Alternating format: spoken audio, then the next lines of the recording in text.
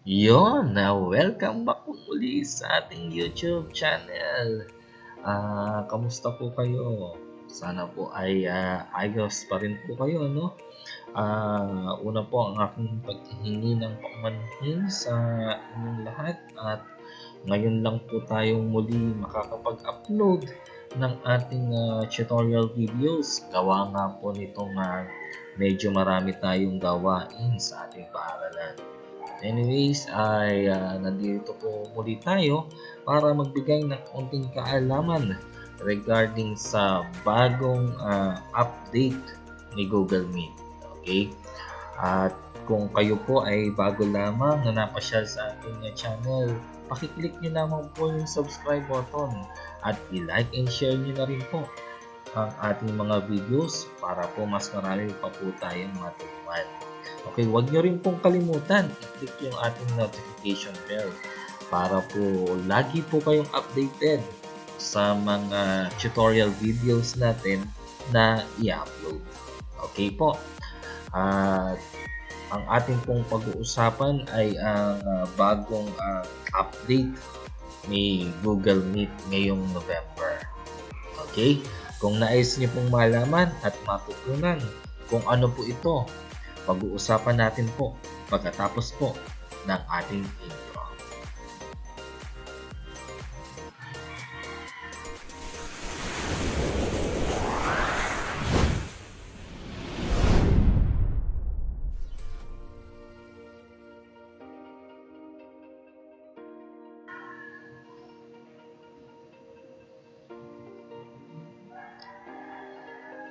Okay, so yun na nga, may bagong update yung ating Google Meet.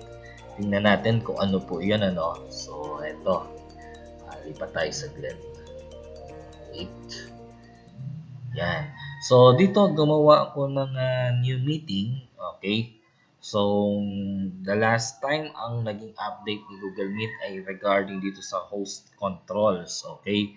Kung napapansin po ninyo, ito pong nasa lower right ng inyong Google Meet, ito po yung host controls na sinasabi.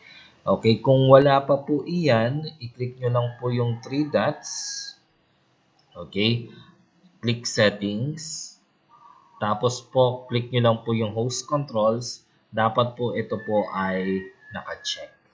Okay, kapag okay na po iyan, lalabas na po yung ating button ng host controls. Okay? So, tingnan natin ano po. So, ito po yung student at ito naman po yung ating host. Pakikita ko rin po sa inyo yung student screen para alam nyo po kung ano po yung mangyayari. Okay? Let me share first the screen of the student. Okay? Check ko lang po sandali. Sige. Check natin. Okay. Share screen. Yan. Yun. So, ito po, yung nasa kaliwa, ito po yung student screen na nag-share. Okay? So, ito po yung, ako po yung host. Okay? Si Sir W po, ito po ay, ito yung ating student. So, ang update po ngayon ng ating Google Meet ay nasa host controls. Okay? So, the last time, kung naaalala nyo po, ang in-update po ng ating Google Meet ay itong yung ating mga student ay pwede nating i-disable yung screen. Okay? Hindi siya pwede makapag-present without the approval po ng ating host. Ganon din po yung chat messages na madi-disable po yung pag-chat, yung pinaka-chat box ng ating mga mag-aaral or ng ating mga students. Okay? Ngayon naman po, ang naging update ng ating Google Meet ay itong turn on their microphone. Okay? So, pag kinlik nyo po yung disable natin yung microphone, makikita nyo po sa student screen. Ayan. The host turn off, ulitin natin. Sige. enable natin. Yan. So, click natin yung hide muna natin sa dito. Yan, para makita ninyo. Okay. So, turn off ni host yung microphone.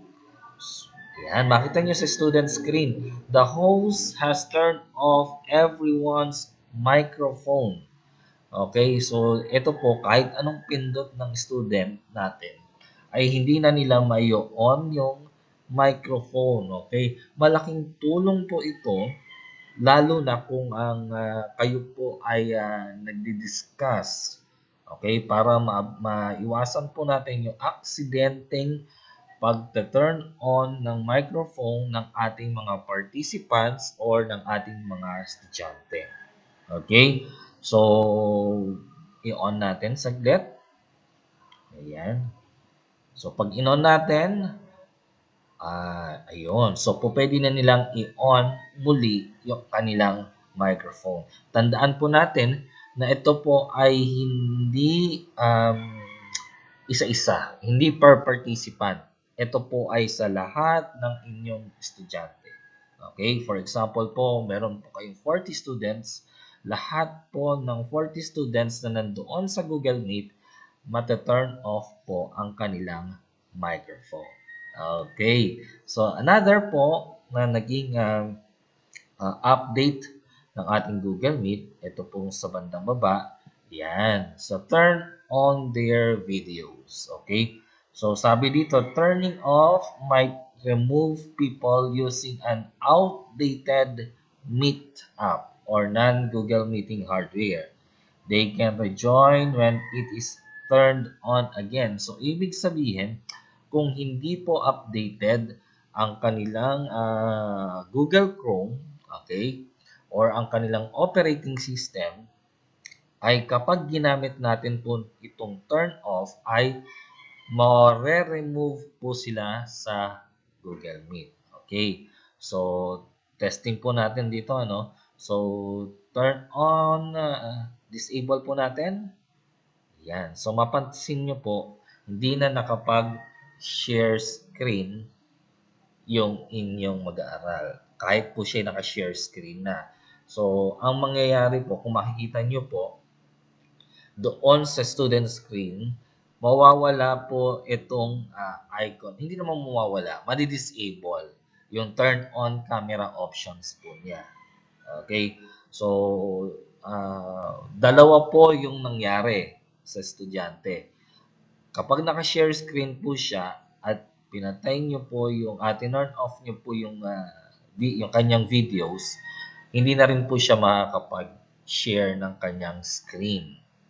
Okay po. So, dito po, kahit anong pindot po ng inyong mag-aaral, ay hindi niya turn on ang kanilang camera. Okay?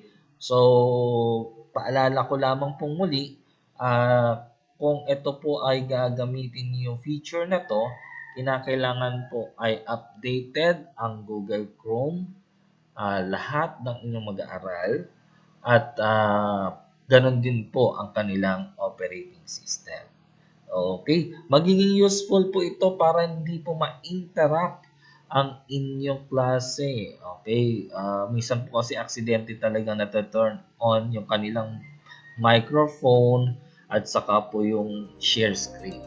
Okay, so sa ngayon po, gumaganda po ang mga updates ng ating Google Meet. So, malay niyo po, mas marami pa pong ibigay na updates si Google Meet in the future. Okay? So, yun lamang po ang ating tutorial video for today. Sana po ay may natutunan po tayong bago. Okay? At kung kayo po ay hindi pa po nagsasubscribe sa ating channel, please po, pakiclick nyo lang po yung subscribe button. I-like and share nyo na rin po ang ating mga videos para po mas marami pa po tayong matutunan. Okay po. Sige po mga kaibigan, hanggang sa susunod po na tutorial video natin, magkita-kita po tayong muli. Ingat-ingat po and God bless.